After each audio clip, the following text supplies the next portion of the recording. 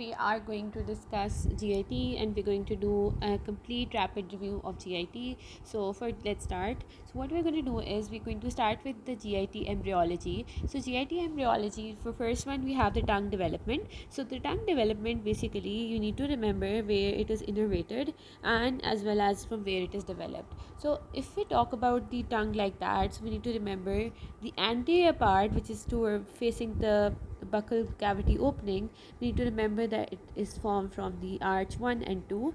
Then we have to remember that the posterior part is formed from arch 3 and 4. So the posterior portions of the first and second pharyngeal arch form the anterior two-third of the tongue, that is the sensations via the mandibular division of trigeminal nerve and taste via the facial nerve. So we need to remember that the third and fourth pharyngeal arches form the posterior one-third of the tongue, and sensation and taste via the glossopharyngeal nerve, and the extreme posterior part will via the vagus nerve. So we need to remember that the motor innervation is via the hypoglossal nerve to hyoglossus, genioglossus, and styloglossus, which basically retract and depress the tongue. Genioglossus, which protrudes the tongue, and styloglossus, which draws the sides of the tongue upwards to create a trough for swallowing. So overall, what we remembered: arch 1 and 2, arch 3 and 4. Then what we did was we basically studied that the anterior two-thirds of the tongue receives taste sensation from the facial nerve, and the posterior most gets it from the vagus nerve. Then the middle part gets from the glossopharyngeal nerve. So the hyoglossus nerve muscle, the hyoglossus nerve, it basically the hypoglossal nerve supplies the hyoglossus, the genioglossus, and the styloglossus, and these are all supplied by the 12th cranial nerve as comparison to the palatoglossus, which elevates the posterior tongue during swallowing. You need to remember that is basically innervated by the vagus nerve. So they usually ask for exceptions, so you need to remember palatoglossus supplied by vagus nerve. Then we have the pain sensation. We need to remember that it is supplied by the mandibular division of trigeminal, glossopharyngeal, and vagus. The motor 10 and 12. Okay.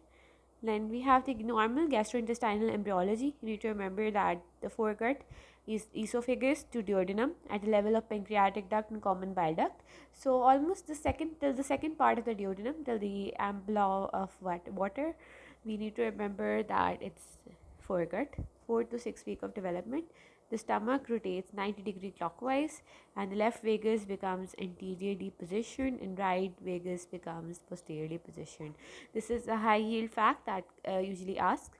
So we need to remember that from the 4th week to the 6th week of development, the stomach rotates 90-degree clockwise, which makes right posteriorly and left vagus anteriorly.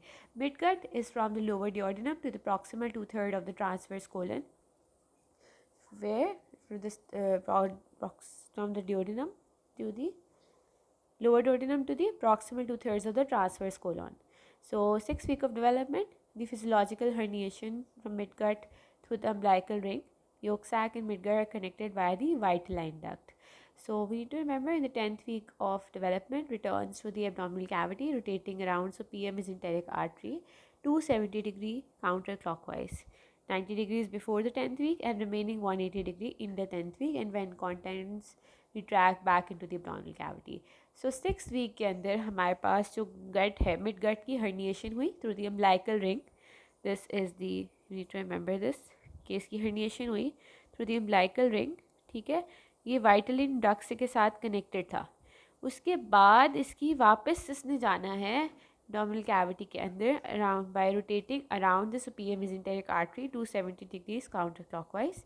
90 degrees it is going to rotate counterclockwise before the 10th week and remaining 180 degree in the 10th week, when contents retract back into the abdominal cavity. Then we have the hindgut, which is the distal one-third of the transverse colon to anal canal above the pectinate line. So below the pectinate line, it is not hindgut. Hindgut is still above the pectinate line. So we discussed that there is foregut, midgut, and hindgut. So the foregut, midgut, and hindgut basically You need to remember the foregut is esophagus to duodenum at the level of ample of water. Then we need to remember the 4 to 6 week of development. The stomach rotates 90-degree clockwise, which makes left vagus anteriorly positioned and right vagus posteriorly positioned. Then we have the midgut, the lower duodenum to the proximal two-third of the transverse colon, and 6 week of development. There's physiological herniation of midgut through the umbilical ring. Uh, and yolk sac and midgut are connected via the vitelline duct or omphalomysenteric duct. Then we have the 10th week of development, which returns to the abdominal cavity, rotating around the superior mesenteric artery to 78 degrees counterclockwise. तो पहले 10 हफ्ते से पहले it rotates 90 degrees clockwise, 90 degrees counterclockwise, and then it rotates the remaining 180 degrees in the 10th week. So initially, you need to remember we had the physiological herniation in the 6th week. 270 degrees counter clockwise उसने rotate किया. उसके अंदर हमारे पास 90 degrees before 10th week किया और हमारे पास 180 degrees in the 10th week किया. हाइंड कट में distal 1/3 of the transverse colon to the anal canal above the pectinate line. So we remembered this. Then we have some ventral wall defects. The ventral wall defects include the ventral wall defects develop mental defects due to failure of rostral fold closure. For example, sternal defects. So they have ectopia cordis, which is the sternal defect. Then we have lateral fold closure, that is, for example, omphalocele, gastroschisis, caudal fold closure, which leads to bladder extrophy, a failure of midgut to re-enter the abdominal cavity following physiological herniation, which leads to gastroschisis. So these are some of the ventral wall defects. So ventral wall defects में क्या क्या आएगा? Rostral fold closure. तो हमने क्या बात की basically ventral wall यानी कि इंटीरियर वॉल है ना, हमारे पास पूरा एक गट है, उसकी इंटीरियर वॉल है. अब इंटीरियर वॉल के अंदर ना अगर ऊपर से रॉस्ट्रल से फैलिक पोर्शन नहीं हुआ तो हमारे पास क्या आ जाएगा? हमारे पास रॉस्ट्रल फॉल की वजह से एक्टोपिया कॉर्डिस आ जाएगा. एक्टोपिया कॉर्डिस आ जाएगा. अब एक्टोपिया कॉर्डिस क्या होता है? उसके अंदर ये होता है कि हमारे पास जो बेबी का हार्ट होता है ना, वो हमारे पास पार्शली, इसमें क्या होता है? हमारे पास heart is partially or completely displaced outside the chest cavity. Outside the chest cavity. Okay. Due to failure of sternum and chest wall to close. So sternum और chest wall अगर ऊपर से close नहीं होगी, so anteriorly ये हमारे पास हो गया cephalo portion और ये हमारे पास हो गया caudal portion. उसके बाद स्टर्नल डिफेक्ट्स की वजह से एक्टोपिया कॉर्डिस हो गया. उसके बाद लैटरली अगर फोल्ड्स क्लोज नहीं होंगे आपस में तो उसके क्लोजर के डिफेक्ट को हम कहते हैं omphalocele. As you can see here, this is omphalocele like this, and we have gastroschisis. So this is gastroschisis like this.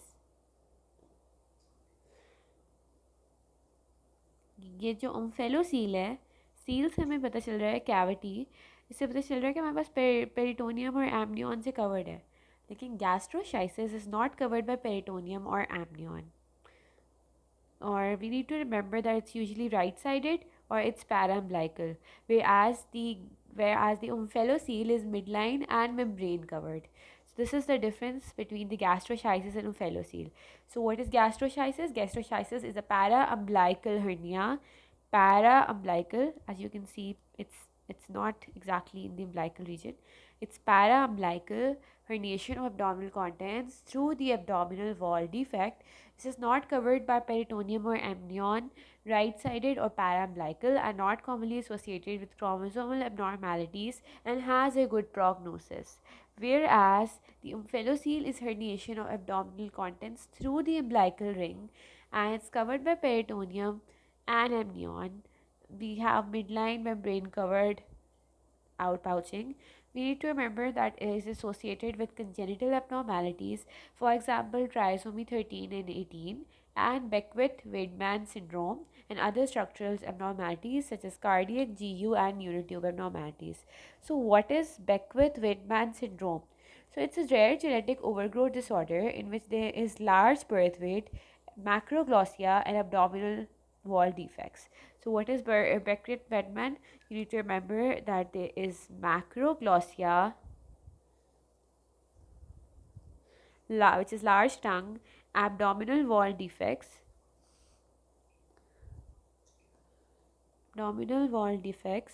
and overgrowth of one side of the body, which is hemihyperplasia.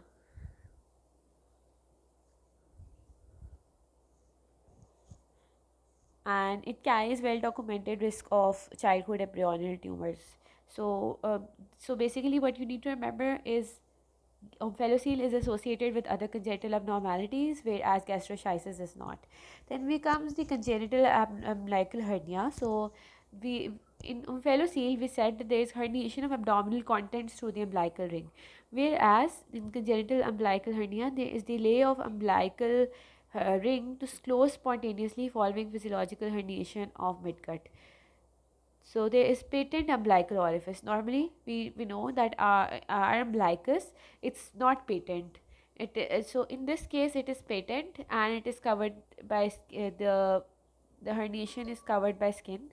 It is often reducible but protrudes with increased abdominal pressure, for example, crying. In pediatrics ward, you will see a lot of babies with umbilical hernias, and they're usually not very benign, but they're not very dangerous, but you need to uh, either surgically reduce them or wait them to spontaneously reduce. Usually, they do not reduce spontaneously if they are large, but small defects usually close spontaneously. They are associated with Down syndrome and congenital hypothyroidism. So hypothyroidism में जब हम pot बेली की बात करते हैं, so usually उसके अंदर we do have an umbilical hernia in midline. Okay, so we did the ventral wall defects. We have a paraumbilical hernia of abdominal contents to abdominal wall, which is due to lateral fold closure defects. Then we have the caudal fold closure defects, which is bladder extrophy or failure of midgut to re-enter abdominal cavity following physiological herniation, that is gastroschisis, or if there is delay of umbilical ring to close spontaneously, that is congenital umbilical hernia. And we also talked about the sternal defects, that is ectopia cordis, and we also discussed in detail gastroschisis and omphalocele. We will discuss bladder extrophy in later, but it's basically a condition due to caudal fold closure in which bladder is basically not exactly in the inside the lower abdomen, where it is basically inside out and it is exposed on the lower abdomen. So so it would not be inside the body, but instead it would be outside the body. So this is associated with caudal fold defect. Then we have the tracheoesophageal abnormalities, which is esophageal atresia with tracheoesophageal fistula being the most common one. Oesophagus इसके अंदर इसको होती है, यानी कि इसका ट्रीजिया हुआ होता है, और हमारे पास साथ में डिस्टल ट्रेकियोसोफेजियल फिस्टुला भी होता है. इसको हम एच शेप्ड कहते हैं और हमारे पास it's the most common one. We need to remember. उसके अलावा हमारे पास इसके अंदर साइन सिम्टम्स क्या आएंगे कि न्यूनेट जो है he would drool, they would choke and vomit with first speed. Tracheoesophageal fistulas allow excess air to enter the stomach. So you would we have a prominent gastric bubble. Normally भी हमारे पास gastric bubble होता है, but it's not very uh, large. You would see a prominent gastric bubble in this case. Then secondly हमारे पास cyanosis हो सकता है. क्यों? Not because of the fistula, but instead of laryngospasm. So they could ask you कि हमारे पास क्यों cyanosis होता है. So the cyanosis is secondary to laryngospasm. Clinical test के अंदर हम क्या करते हैं, वो ये होता है कि बेसिकली आप एनजी ट्यूब पास करके देखते हो, तो वो हमारे पास पास नहीं हो रही होती. It is also associated with VACTERL defects. VACTERL defects का they can ask you a scenario in the you in both UWorld and in NBME. So let me tell you guys what Vater or vectoral defects are. So vectoral defects, they say, is basically vertebral defects which is spinal column abnormalities. So let me write these things down for you. Okay, so we have vertebral abnormalities, we have imperforate anus, imperforate anus. Then we also have cardiac defects,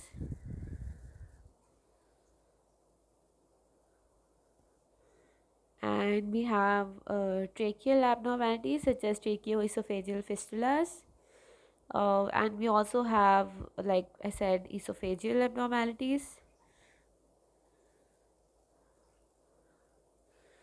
and we also have limb abnormalities. So Vacral is vertebral, imperforate anus, cardiac defects, tracheoesophageal fistula, and we could also, yeah, I forgot the R. So R is renal abnormalities. And in each type, the fistula resembles the H in pure esophageal atresia. The CXR shows a gasless abdomen. So we need to remember कि अगर हमारे पास हमारे पास oesophageal इट्रीजिया है, तो हमारे पास जो chest x ray होगा उसके अंदर गैसलेस एब्डोमेन होगा, यानी कि एब्डोमेन में गैस्ट्रिक बबल नहीं मिलेगा हमें. नॉर्मली गैस्ट्रिक बबल मिलेगा प्योर ट्रेकोएसोफेजियल फिस्टुला में, प्रोमिनेंट ईस्टोफेज गैस्ट्रिक बबल मिलेगा, और इसोफेजियल इट्रीजिया में डिस्टल ट्रेकोएसोफेजियल फिस्टुला में भी प्रोमिनेंट गैस्ट्रिक बबल मिलेगा. So this is the thing. हमारे पास अगर साइनोसिस होगा, सो साइनोसिस किस वजह से होगा, हमारे पास लेरिंगोस्पैज्म की वजह से हमारे पास हो रहा होगा. Then we need to remember the hypertrophic pyloric stenosis. Hypertrophic pyloric stenosis का बच्चा कैसे प्रेजेंट करेगा. सो बेसिकली वो हमारे पास, और इसके अंदर वॉमिटिंग होगी, नॉन बिलस वॉमिटिंग होगी. ठीक है, अब नॉन बिलस वॉमिटिंग होगी, 2 to 6 weeks ओल्ड चाइल्ड होगा. It is more common in first born males with exposure to macrolides, और इसकी वजह से हाइपोकैलिमिक हाइपोक्लोरीमिक मेटाबॉलिक एल्कलोसिस होगा. पाइलोरस क्या होता है. पाइलोरस ये वाला पार्ट होता है, हाइपरट्रोफिक पाइलोरिक स्टेनोसिस. वॉमिटिंग में स्टमक के कॉन्टेंट्स बाहर की तरफ चले जाएंगे. इसका मतलब है कि जो स्टमक है it is losing chloride which is in HCl, इसका लॉस हो रहा है. तो हाइपोक्लोरीमिक तो हो गया, हाइपोकैलिमिक भी होगा, क्योंकि हमारे पास ओवरऑल भी लॉस हो रहा होता है इलेक्ट्रोलाइट्स का वॉमिटिंग में. सो हमारे पास वॉल्यूम कंट्रैक्शन हो रही है with secondary to vomiting of gastric acid. ठीक है, और ये किसके अंदर ज़्यादा होगा. It is more common in first born males and born males that with exposure to macrolides. इसके अंदर हमें फाइंडिंग्स क्या मिलेगी. You would on palpation you would find an olive shaped mass due to hypertrophy and hyperplasia of pyloric sphincter in the epigastric region. You would see visible peristaltic waves and postprandial non-bilous projectile vomiting. Got it? 2 to 6 weeks old child कहते हैं. Then we have intestinal atresia. Intestinal atresia presents with bilous vomiting. So you need to remember that hypertrophic pyloric stenosis और intestinal atresia में ये फ़र्क है main, कि इसके अंदर बिलस वॉमिटिंग है, उसके अंदर नॉन बिलस वॉमिटिंग है. इंटेस्टाइनल एट्रीजिया में क्या होगा. इंटेस्टाइनल एट्रीजिया में हमारे पास it will present with bilious vomiting and abdominal distension within the first 1 to 2 weeks of life. ठीक है, 1 to 2 days ऑफ लाइफ के अंदर. सॉरी, ड्यूडेनल एट्रीजिया के अंदर ल्यूमन की रीकैनलाइजेशन की वजह से ड्यूडेनल एट्रीजिया हो रहा है. So you would see a double bubble sign. ठीक है, so you would see a double bubble sign as shown here, double bubble sign. Then we have the stomach would be dilated. This is the dilated stomach on the left, and this is the proximal duodenum. Proximal duodenum में तो जाया ना, आगे हमारे पास ड्यूodenal atresia है, ठीक है. So this is associated with Down syndrome. Duodenal atresia is associated with Down syndrome. फिर हमारे पास जेजुनल और आइलियल एट्रीजिया आ जाता है. जेजुनल और आइलियल एट्रीजिया का ये है कि इसके अंदर डिस्ट्रप्शन ऑफ मेसेंटेरिक वेसल्स होती है, जैसे सुपीरियर मेसेंटेरिक आर्टरी की डिस्ट्रप्शन होती है. इसकी वजह से इस्कीमिक नेक्रोसिस होता है और सेगमेंटल रिजॉर्प्शन होती है. Bowel becomes discontinuous. एक जगह वहाँ का इस्कीमिक नेक्रोसिस हो गया तो वो जो सेगमेंट है वो रिजॉर्प्शन हो जाएगी उसकी और बावल बिकम्स डिसकंटिन्यूअस. इसके अंदर ट्रिपल बबल साइन आएगा.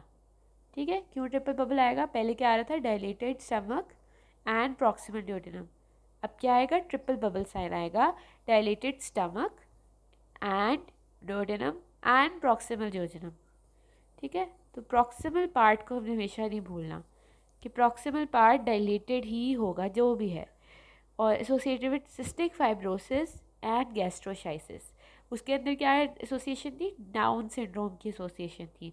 इसके अंदर क्या एसोसिएशन है? इसके अंदर हमारे पास एसोसिएशन है मेनली सिस्टिक फाइब्रोसिस की और गैस्ट्रोशाइसिस की.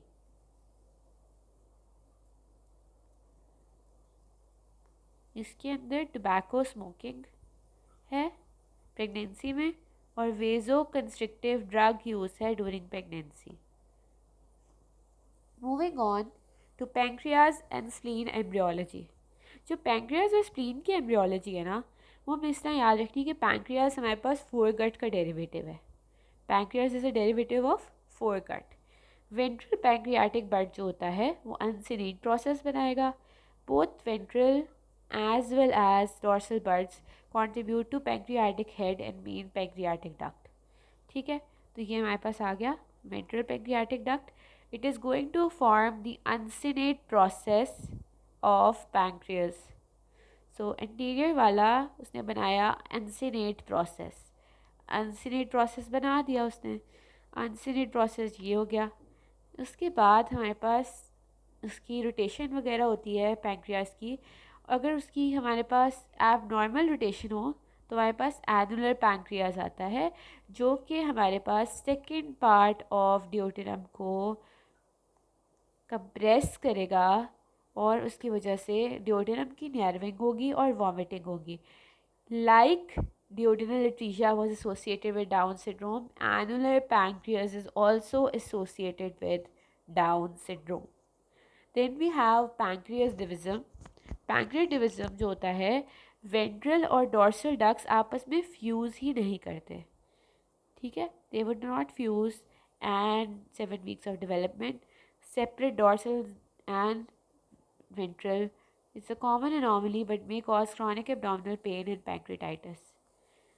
सो डॉर्सल में क्या था? डॉर्सल पैंक्रियाटिक बड के अंदर माइनर पैपिला थे और डोमिनेंट था. उसके अलावा वेंट्रल वाला जो है उसके अंदर मेजर पैपिला थे.